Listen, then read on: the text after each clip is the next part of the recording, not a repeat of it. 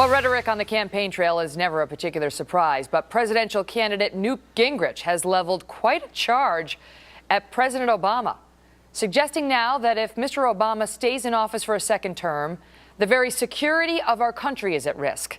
This speech happened yesterday in Tulsa, Oklahoma. Barack Obama is the most dangerous president in modern American history.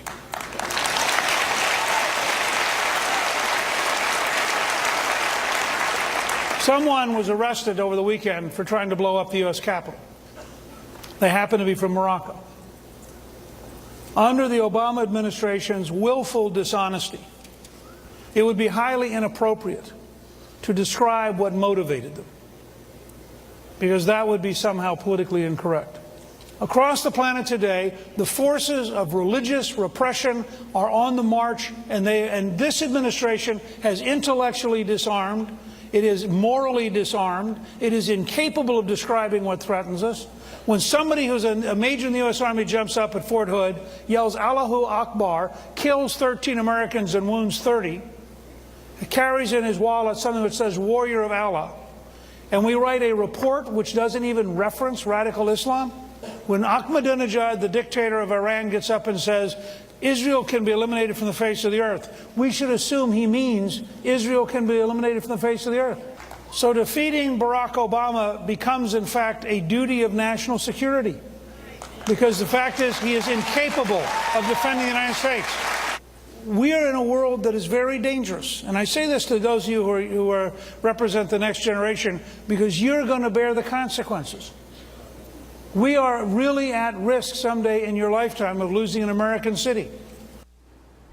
Joining me now, Leslie Marshall, a syndicated radio talk show host and Fox News contributor, and Lars Larson, also a syndicated radio host, and he's with Compass Media Networks. Panel, so he went, I mean, you heard just a few snippets, but he went on and on and on and really took it to an interesting place. I mean, he's the most dangerous president in U.S. history, that it's a duty of national security to vote him out of office. He's incapable of defending the United States. And then in the same breath, talking about how we are at risk of losing an American city. Leslie, did he go too far? This is, I've always said, the thing about Newt Gingrich is he'll come out and he'll say something brilliant, like, we've seen him do when he shoots to #1 when he was asked about his personal life. And then he reminds us, in my opinion, how crazy he is.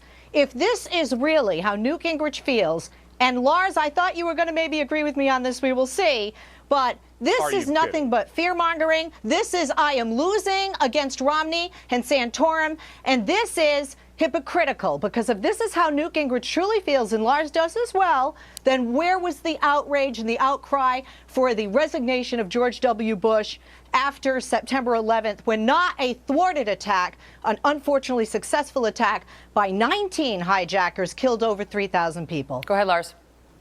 And yet here's the problem, Leslie. You didn't answer the question. Did he go too far? Absolutely he didn't go too far. What Gingrich said is absolutely yes. accurate.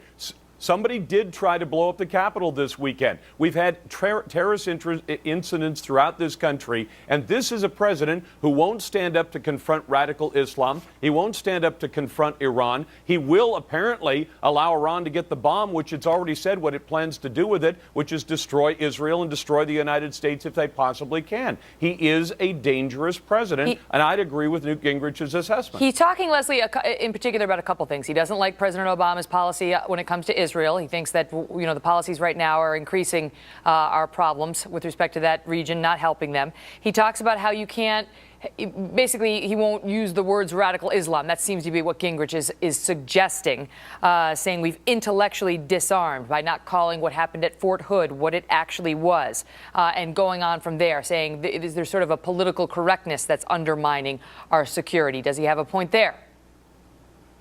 No, because I don't think it's what you call it. I mean, what you call it are madmen, terrorists, murderers, whether they're a Timothy McVeigh, whether they claim to be Muslim. You technically can't be any religion and want to kill anybody. It's against the Ten Commandments, which Islam, Judaism, and all Christianity, Catholics, Protestants, Mormons, etc., all agree with and subscribe to.